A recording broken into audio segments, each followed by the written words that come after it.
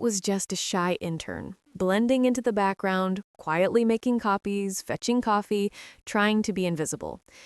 That Wednesday morning, the Seattle sun streamed through the glass walls of Everest Marketing Group, reflecting off the shiny floors and polished tables. The office buzzed like a beehive, employees rushing, phones ringing, meetings being prepped, everyone focused on their own urgent tasks. And then I saw him. An elderly man, tall, impeccably dressed in a dark gray suit, silver hair combed neatly, standing alone near the reception desk. His posture was upright but tense. His eyes, though, told a story. Frustration, confusion, maybe even heartbreak. He had been trying to communicate with the receptionist, Jennifer, but she, polite as she was clearly overwhelmed. He gestured, pointed toward the elevators, mouthed words that nobody could hear. And then it hit me. He was signing. For a moment, I froze. My pulse raced. I remembered Ethan, my little brother. 8 years old, born deaf, full of mischief and laughter, and the reason I had spent hours learning American Sign Language. I knew exactly how this man must be feeling. Ignored, invisible, misunderstood. I swallowed my nerves and stepped forward. "Hello, can I help you?" I signed, my hands trembling slightly. His eyes widened, his lips forming a small, relieved smile. It was immediate. The tension in his shoulders melted. Relief, recognition, finally someone who saw him. What I didn't realize at the time was that the CEO, Thomas Caldwell, was standing on the mezzanine above, observing the lobby. 6 months ago, I was invisible. At 23, a junior marketing intern, spending my days making copies, organizing supply closets, and tiptoeing through office politics. I ate lunch alone at my desk, avoided the elevator to dodge small talk, and never spoke in meetings. Not once. I hadn't always been this way. High school Emily had been confident, outgoing, even popular. College chipped that away with its steady stream of failures and rejection. By the time I graduated, I felt like a shadow, a ghost of the person I once was. But Ethan, my little brother, his laughter, his curiosity, the way he looked at the world without fear, that kept me going. I had dedicated myself to learning ASL so I could connect with him, so I could be a bridge in a world that often didn't see him. And now, that very skill would change my life in ways I could never have imagined. The lobby was chaos. Phones ringing, assistants darting between floors, interns carrying stacks of papers, and yet all eyes seemed to ignore the man in the corner. Jennifer, our receptionist, was trying to manage him politely. "Sir, I'm sorry, do you have an appointment? Can you write down who you're here to see?" He gestured again, more insistently, fingers spelling letters too fast for her to follow. Her brow furrowed. I don't understand," she said softly. She was being professional, but he was growing more desperate by the second. I could feel my heartbeat in my ears. Every instinct screamed to look away, to stay in my lane. I was just an intern. But I thought about Ethan. How it must feel when people ignore him, act like he doesn't exist. My feet moved before my mind could stop them. I approached him, my stomach twisting. I signed, "Hello, my name is Emily Parker. Can I help you?" The transformation was instantaneous. His face lit up. He signed back, "You sign?" His fingers moved with grace and speed, a fluent, practiced elegance, relief, gratitude, a subtle shake of disbelief. He signed, "I thought no one here would understand me." I asked carefully, "Who are you here to see?" He paused, then fingerspelled his name, Robert Caldwell. My heart skipped a beat. Robert Caldwell, the CEO's father. The very man whose name was engraved on the building directory, whose presence made even the most confident employees tense.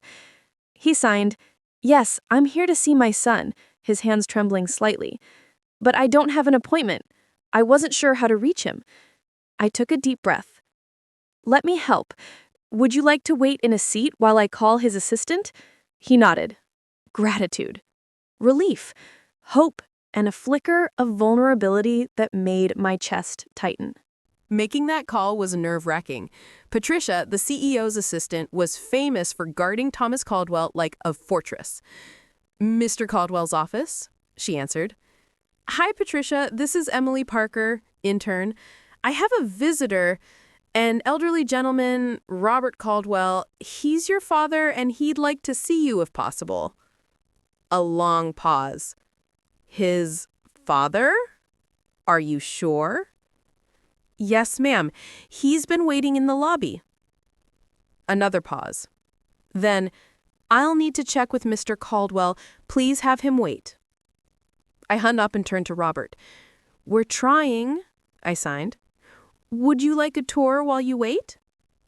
He hesitated, then his face brightened. "Yes, please. I'd like that very much."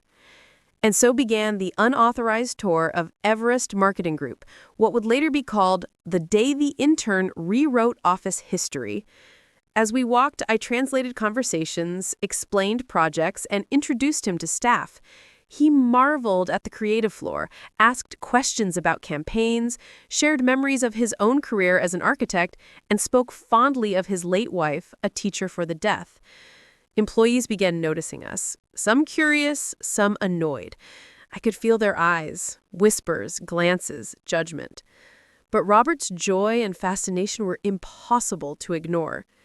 We toured the analytics floor, the conference rooms, the executive suite. Everywhere, Robert asked thoughtful questions. Everywhere, I translated and guided. From the mezzanine, Thomas Caldwell watched. I caught glimpses of him behind a pillar, observing quietly. My pulse raced. What if he was furious? What if I had just ruined my chance at a career before it even began? 2 hours passed. Robert's meeting time with his son had long since passed. He began to accept that he might not see him today. His shoulders slumped. "Thank you, Emily," he signed, eyes glistening. "You've helped me understand his world and reminded me what family can be." And then Thomas Caldwell appeared. I froze. "Emily," he said quietly, "I need to speak with you first." My stomach plummeted. Was this it? Termination? Scolding? Instead, he walked with a calm, deliberate pace, leading me and Robert to his office.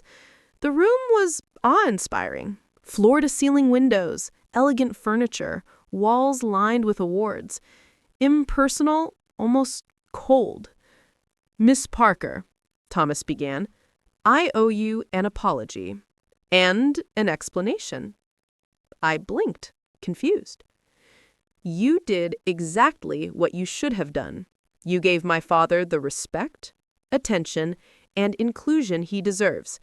You reminded me and this office what it truly means to see people, not as burdens, not as interruptions, but as human beings."